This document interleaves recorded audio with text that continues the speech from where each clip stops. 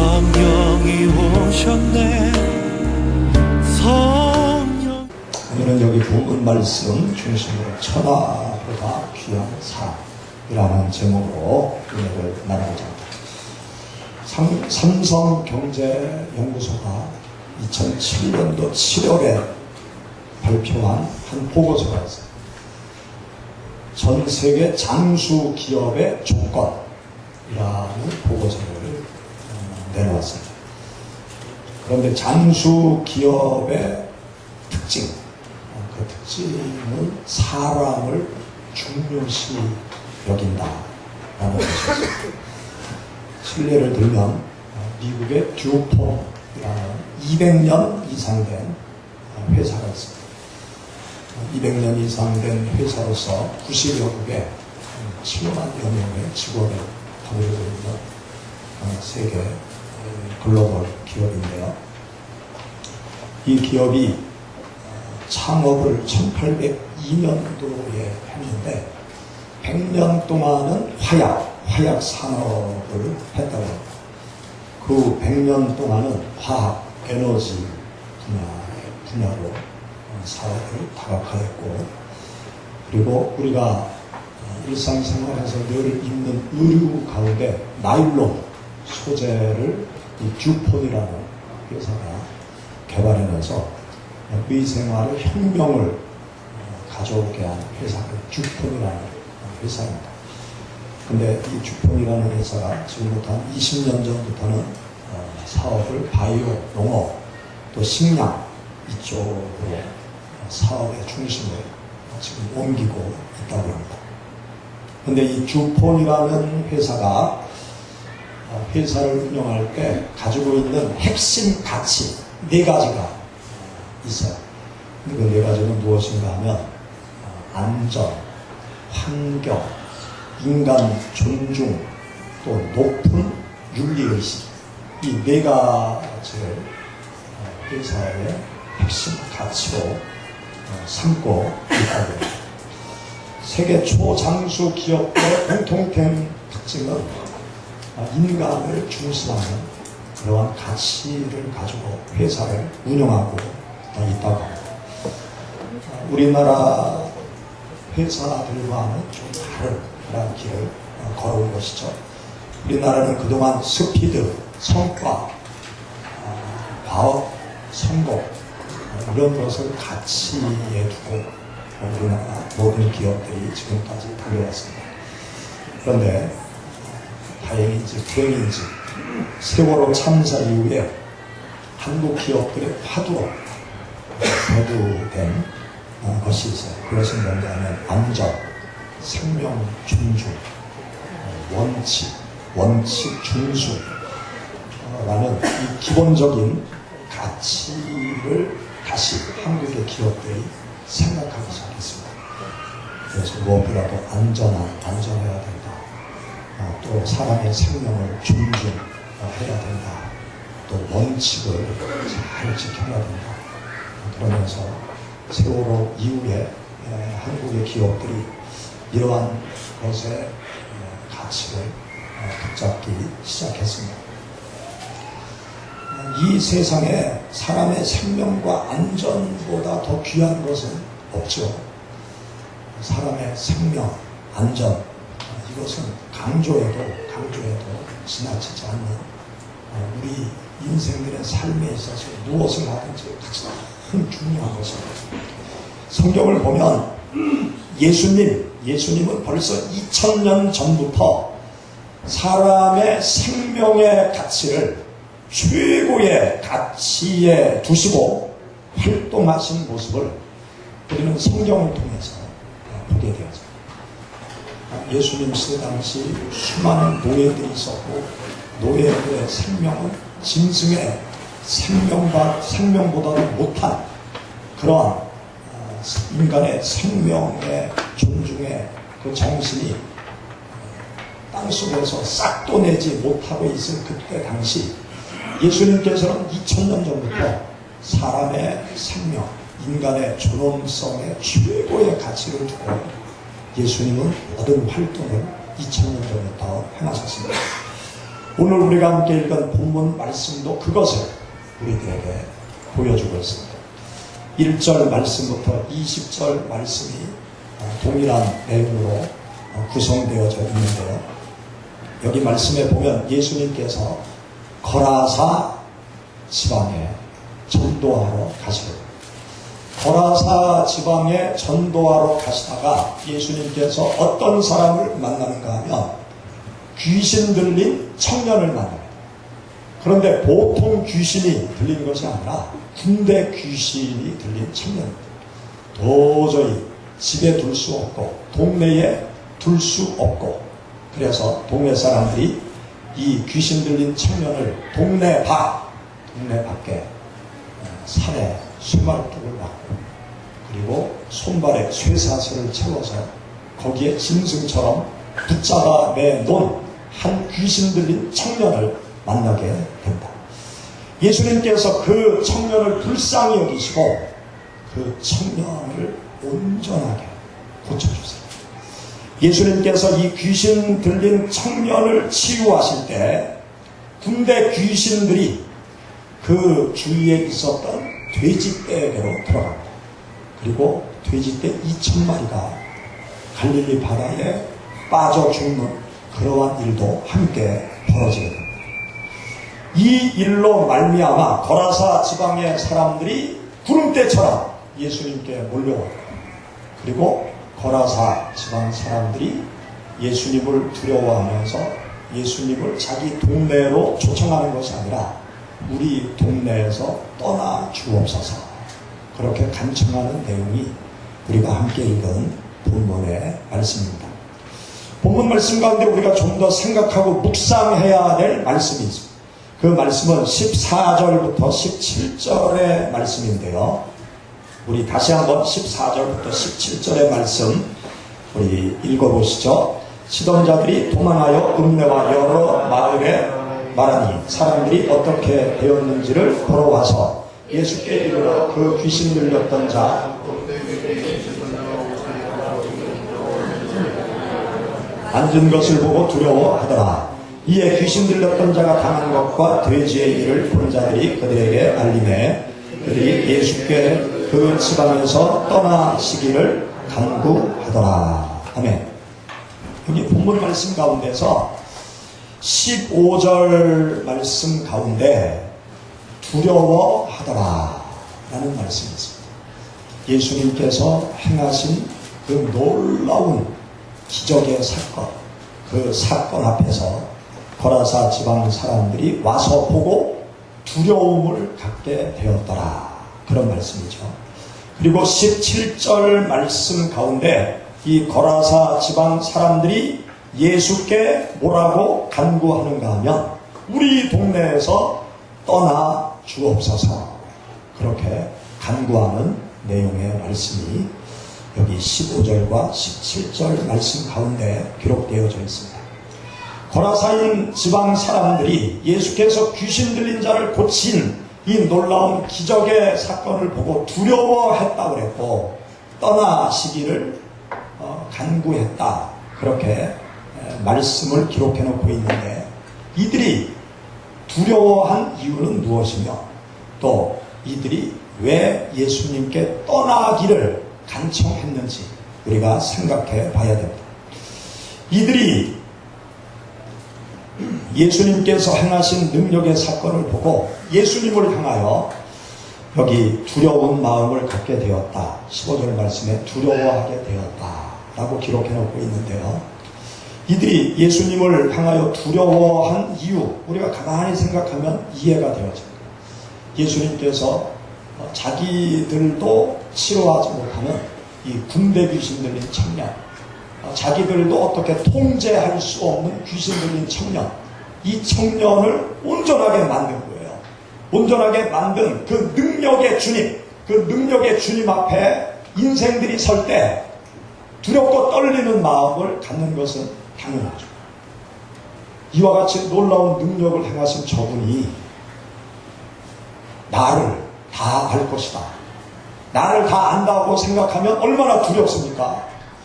놀라운 능력을 가지신 그분, 그 그분을 생각할 때 경외하는 마음이 생기겠죠. 두렵고 떨림으로 존경하는 마음, 그러한 마음들이 이 거라사 지방 사람들 마음 가운데 자연스럽게 들었을 것입니다. 그런데 여기 본문 말씀 가운데 보면 그들이 두려워했다라고 그랬는데, 주님을 공경하고자 하는 두렵고 떨림의 경외의 두려움이었다라고 한다고 하면, 이 거라사 지방 사람들이 예수님을 정중히 잘 받들어 모셔서 자기들의 동네로 모시고 가는 것이 우리들이 생각할 수 있는 상식입니다. 그런데 여기 본문 말씀을 가만히 살펴보면 두려워한 것으로 그친 것이 아니라 17절 말씀 가운데 보면 많은 사람들이 예수님을 향하여 떠나기를 간구하고 있는 모습을 보게 되었습니다. 예수님의 능력을 보고 두려워하는 마음을 가졌다라는 것을 한편으로 이해를 하면서도 이들이 왜 떠나달라고 요청을 했었을까? 그러면 두렵고 떨리는 그 마음이 존경하는 마음 외에 다른 마음이 있어서 이들이 예수님을 향하여 떠나달라고 한 것은 아닐까, 그런 생각을 우리는 갖게 되어집니다. 존경하고 경외하는 마음의 두려움이었다라고 그러면 예수님을 잘 정중히 모셔드려서 자기 동네로 모시고 가서 잘 사는 사람이 예수님을 잘 대접하고 예수님의 좋은 말씀을 듣는 것이 정상적인 수순이에요. 그런데 여기 보면 아예 떠나달라고 요청을 하는 것이죠. 떠나달라고 요청하는 것은 다른 것에 대한 두려운 마음이 그들의 마음 속에 자리 잡고 있었다. 그 두려움의 내용을 살펴보면 주님을 향한 경외의 두려움뿐만이 아니라 다른 두려움이 또 그들의 마음 속에 자리 잡고 있었다는 것을 우리에게 가르쳐주고 있는 것입니다. 이들이 가지고 있었던 두려움, 여기 사건, 이 사건의 내용을 가만히 볼 때 이들이 가질 수 있는 두려움, 그 두려움이 무엇일까요? 우리가 이 본문 말씀을 근거로 우리가 찾을 수 있는 것은 돼지떼의 죽음.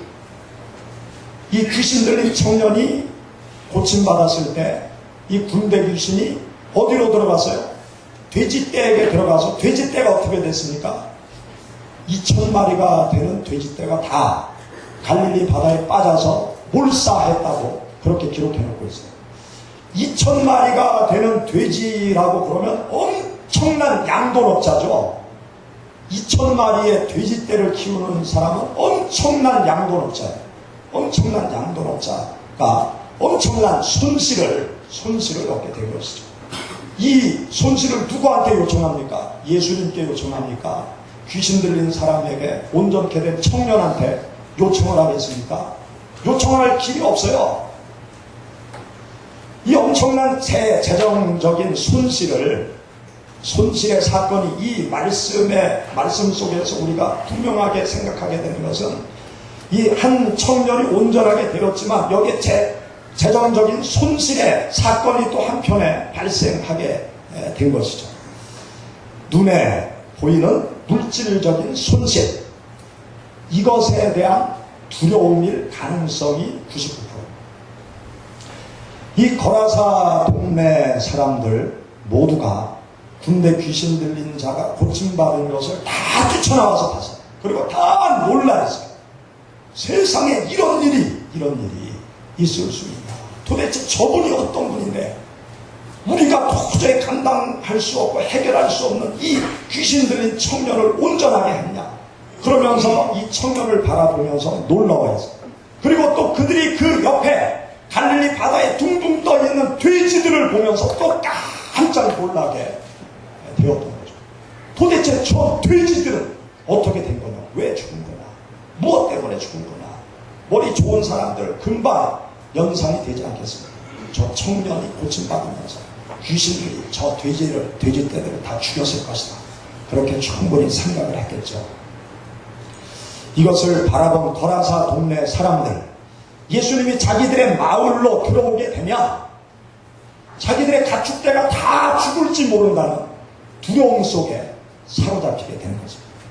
그래서 눈에 보이는 물질적인 손실 때문에 예수님께 떠나달라고, 예수님 우리 마을로 들어오지 마시고 떠나 주옵소서, 그렇게 예수님께 간청하는 것입니다. 그런데 여기에서 떠나달라고 말하는 사람들은 도대체 누구일까? 제가 볼 때 짐승을 안 키우는 사람들은 안 그랬을 거예요. 그리고 병들어 있는 사람들은 예수님께서 자기 마을로 들어오시기를 간절히 바랬을 거예요. 그런데 떠나기를 간청한 사람들, 그 사람들은 이 거라사 지방을 좌지우지할 수 있는 또 다른 양도업자들, 많은 돈과 많은 재물과 많은 가축대를 거느리고 있는 사람들, 여론도 주장할 수 있는 그러한 사람들, 그러한 사람들이 앞장서서 예수님 제발 우리 동네에 들어오지 마시고 다른 동네로 가시옵소서.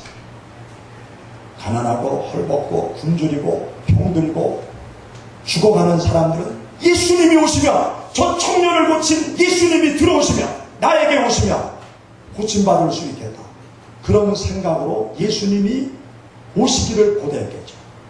그런데 예수님께서 들어오시면 많은 손해와 문제가 생길 것으로 판단되어지는 사람들, 그 사람들을 중심으로 예수님께서 마을로 들어오시는 것을 거부하고 다른 데로 떠나기를 간청했던 것입니다. 우리는 이 말씀을 보면서 참으로 어리석은 인간들의 모습을 보게 되었죠. 여기에서 우리는 무엇이 더 중요한가를 망각하고 살아가는 우리 사람들의 모습을 이 말씀을 통해서 보게 되었습니다. 예수님을 향하여 두려운 마음을 가지고 또 우리 동네에서 떠나시옵소서, 우리 동네로 들어오지 마시옵소서, 그렇게 말을 하는 사람들의 말과 행동, 이렇게 말을 하는 사람들은 동네에 있는 병자들을 외면하는 말과 행동이에요. 동네에 있는 귀신 들린 또 다른 사람들을 외면하는 그런 행동입니다.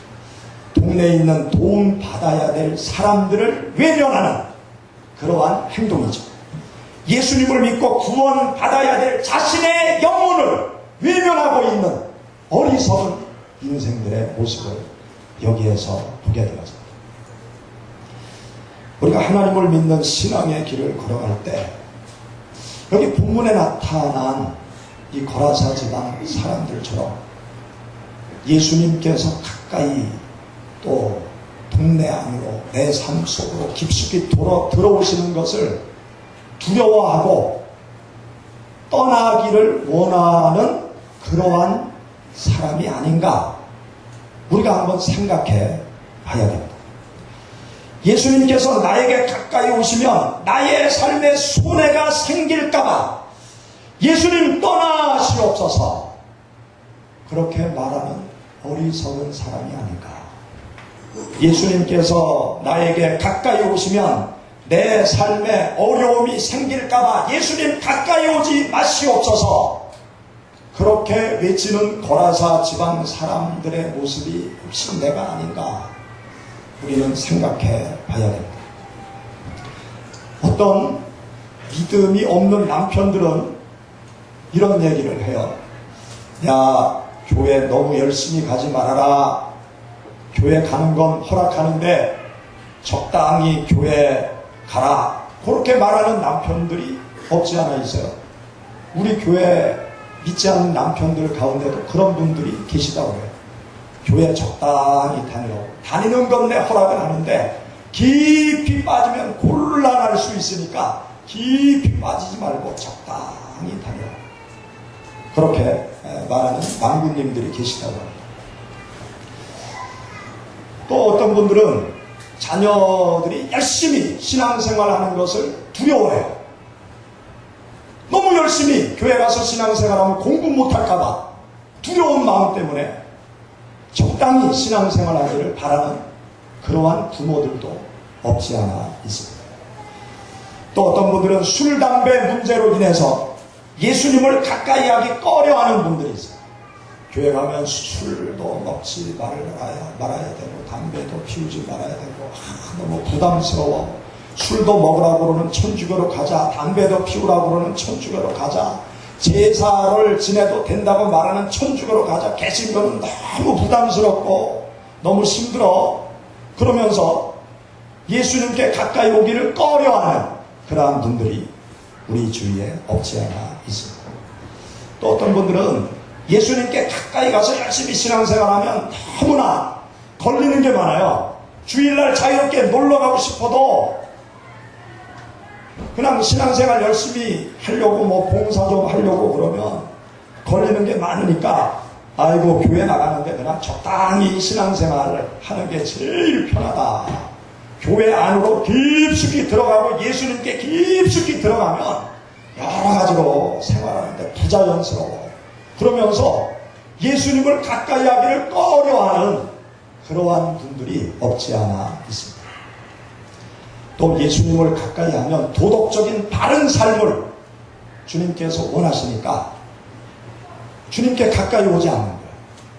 그냥 적당히 세상을 즐기면서 살아도 되는데 뭐 내가 도덕 선생인 것처럼 주님의 말씀대로 도덕적으로 윤리적으로 바르게 살려고 애쓸 필요가 있나. 뭐 세상 사람들 다 그저 그렇게 재미나게 살아가는데 그렇게 살아가면 되지 뭐. 예수님만 믿으면 되지 뭐. 그러면서 예수 그리스도의 말씀과 가르침 속으로 깊숙이 들어오기를 꺼려하고 예수님이 가까이 오는 것도 부담스러워하는 그러한 그리스도인들이 없지 않아 많이 있는 것을 보게 되었습니다. 사도행전 말씀 가운데 보면 바울 사도가 어떤 지방에 전도를 하러 갔어요. 가서 예수 그리스도의 복음을 증거하니까 그 동네 사람들이 예수님을 믿기 시작합니다. 그러면서 불교, 우상, 불상을 내다 버리는 거예요. 달마대사 갖다 불태워버리고 목타 갖다 불태워버리고 그러면서 동네 사람들이 예수님을 믿고 우상단지를 다 버리는 거예요. 그런데 불상을 만드는 사람이 있고 달마대사를 만드는 공장을 가지고 있는 사람이 있고 목탁 만드는 그러한 공장 가지고 있는 사람이 있는데 어느 날부터인가 매출이 줄어드는 거예요. 그래서 왜 매출이 줄어드냐? 그 이유를 살펴보니까 아니 바울이라는 작자가 예수님을 예수라는 뭐 이상한 종교를 전해서 예수님을 믿으면서 불상을 내다버리고 불상이 뭐 오래돼도 사지도 않고 달마대사 다 불태워버리고 새로 사지도 않고 그런다고 그렇게 이 공장을 가지고 있는 사업주들한테 그 소식이 들어간 거예요. 그러니까 이 공장 사업주들이 같이 모여가지고 도대체 바울이라는 작자가 누구냐 찾아가지고 감옥에 가둬버리는 거예요. 그리고 예수를 전하지 말아라 그러면서 난리를 치는 그러한 사건이 사도행전 말씀 가운데 기록이 되어져 있습니다. 나에게 손실이 생기니까 예수님을 배척하는 거죠. 복음 전도 활동을 못하게 하는 거죠. 예수님을 가까이 하면 뭔가 손해가 된다라는 생각이 있으니까 예수님께 가까이 가지 않는 거예요. 예수님이 가까이 오는 것을 부담스럽게 생각하는 거예요. 예수님 안으로 깊숙이 들어가는 삶 자체에 대해서 회의적인 생각을 가지고 있는 거예요. 여러분 한번 냉정히 생각해 보시기 바랍니다. 예수님 가까이 하면 손해가 됩니까? 어떻습니까? 예수님 가까이 하면 손해가 됩니까? 어떤 손해가 생깁니까? 예수님 가까이 하면 예수님 내 삶에 깊이 모셔드리면 손해가 된다고 생각하면 제가 먼저 도망가요. 다 정리하고 제가 먼저 도망갈 거예요. 제가 계산이 빠르거든요. 계산해가지고 제가 보따리 싸가지고 제일 먼저 이익이 나는 곳으로 제일 먼저 도망갈 거예요. 저는 확신해요. 생명을 걸고 확신해요. 예수님 가까이 하고 예수님 가까이 오는 것은 절대로 손해가 아니다. 내 인생의 플러스다. 내 인생의 축복이다. 저는 그렇게 생명을 걸고 확신을 하고 있습니다. 여러분도 그렇게 확신하십니까? 예수님 가까이 오는 것은 손해가 아니에요. 예수님께서 나의 삶에 가까이 오시면 내 삶은 더욱더 행복해져요. 예수님께서 내 삶에 가까이 오시면 나의 삶이 더욱더 풍성해집니다. 예수님을 만나지 못해서 불행해집니다. 예수님께서 마음 가운데 계시지 않으니까 불행한 거예요. 예수님을 모르니까 삶의 공허함 속에 사로잡혀서 헛된 것을 쫓아가는 것입니다. 요한복음 10장 10절 말씀 가운데 보면 도둑이 오는 것은 도적질하고 죽이고 멸망시키려는 것뿐이다. 내가 온 것은 양으로 생명을 얻게 하고 더욱 풍성이 없게 하려 함이라. 예수님은 도둑이 아니세요. 예수님은 우리에게 생명을 주기 위해서 오신 분이세요. 풍성한 생명을 주기 위해서 우리들 가운데 찾아오신 분이 바로 예수 그리스도십니다. 하나님 아버지께서는 당신의 피조물인 우리 인생들이 늘 잘 되기를 바라고 계세요. 부모된 아버지, 엄마가 내 자식이 늘 잘 되기를 바라는 것처럼 우리 인생들을 창조하신 하늘 아버지께서는 내가 잘 되기를 그 누구보다도 가장 원하시는 분이 하나님 아버지세요. 하나님 아버지는 당신의 마음 가운데 우리를 품으시고 늘 우리에게 관심을 주시고 우리에게 사랑을 쏟아 부어주시고 하나님의 자녀된 우리들이 다 또 행복한 삶을 살아가기를 간절히 원하시고 또 우리를 도우시는 분이 바로 우리가 믿는 하나님 아버지십니다. 우리 기독교의 신앙은요, 사람을 잘 되게 하는 것이 우리 기독교의 신앙. 신앙의 초보에 머물러 있는 분들은 좀 오해를 해요. 하나님을 믿고 따르는 신앙의 길을 걸어가면 인간은 없고 하나님만 믿는 것이 아니냐. 우리 인간이 하나님의 노예냐 하나님의 종이냐 그렇게 오해를 하는 분이 있어요.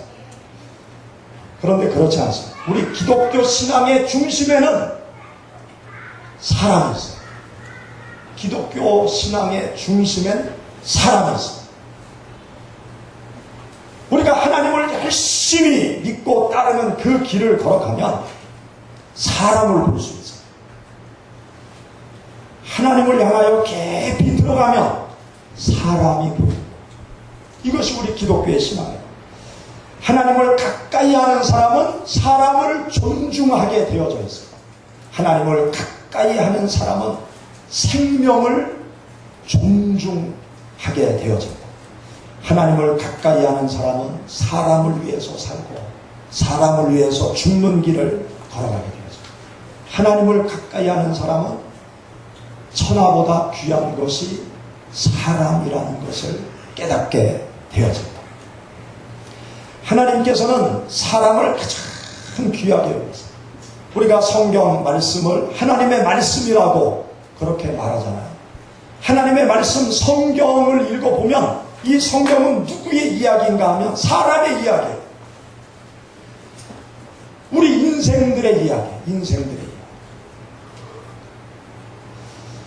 하나님께서 우리 사람을 사랑하시고 하나님께서 우리 사람에게 다가오시고 우리 사람을 구원하시고 사람을 잘 되게 하는 이야기, 그것이 바로 성경 말씀입니다. 성경 말씀 가운데서 하나님께서 계속 우리들에게 강조하고 말씀하시고 또 말씀하시는 것은 무엇인가 하면 사람을 위하는 것이 하나님을 위한 것이다. 하나님은 사람을 위하여 우리들을 위해서 당신의 모든 것을 다 바치신다. 그것을 우리들에게 가르쳐 주겠습니다. 마태복음 25장 40절 말씀 가운데 보면 예수님께서 이렇게 말씀하셨습니다. 내 형제 중에 지극히 작은 자 하나에게 한 것이 내게 한 것이다. 우리가 하나님을 위하여 살아가 그럴 때 사람을 위해서 사는 것이 하나님을 위해서 살아가는 것입니다. 지극히 작은 자 한 사람을 귀하게 여기고 그를 위해서 내 생명을 바치는 것, 그것은 바로 하나님을 위한 삶이라고 말씀하고 있습니다. 예수님께서는 누가복음 14장 5절 말씀에 안식일날 병자를 고치십니다. 바리새인들은 안식일날 하나님을 섬기기 위해서 어떤 병자도 고치면 안 된다 그렇게 말을 하고 있을 때 예수님은 안식일날 사람을 살리기 위해서 바리새인들이 말하는 안식일을 범하면서까지 사람을 고치고 살리는 일을 하신 분이 바로 예수님이셨어요. 예수님 앞에는 사람밖에 없어요. 예수님 앞에는 여러분밖에 없어요. 예수님께서 구약의 모든 말씀을 마태복음 22장 34절 40절 말씀에 두 문장으로 요약하셨어요. 하나님을 사랑하고 이웃을 사랑하라. 이것이 모든 율법이요 강령이다. 구약 모든 말씀을 간단히 요약하면 하나님 사랑, 이웃 사랑, 이것이라고 주님이 말씀하셨어요. 그러시면서 요한복음 13장 34절 35절 말씀 가운데 보면 십자가 죽음을 앞에 두시고 새로운 계명을 우리들에게 주셨어요. 새로운 계명이 무엇입니까? 예수님께서 우리에게 이렇게 말씀하셨어요. 새 계명을 너희에게 주노니 너희가 서로 사랑하라. 너희가 서로 사랑하면 이로써 모든 사람이 너희가 내 제자인 줄 알리라. 그렇게 주님께서 말씀하셨어요.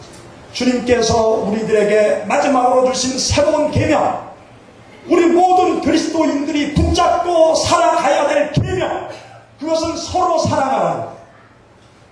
사람들끼리 사랑하라는 거예요. 사람들을 그리스도의 사랑으로 사랑하라는 것입니다. 사람을 사랑하는 것이 하나님을 사랑하는 것임을 우리들에게 말씀하고 있어요. 하나님을 가까이 할 때 사람을 귀하게 여길 수 있어요. 하나님께로 가까이 가면 사람이 귀한 것을 깨닫게 되어집니다. 하나님께로 가까이 가면 가까이 갈수록 이 세상에서 가장 귀한 것이 뭐냐?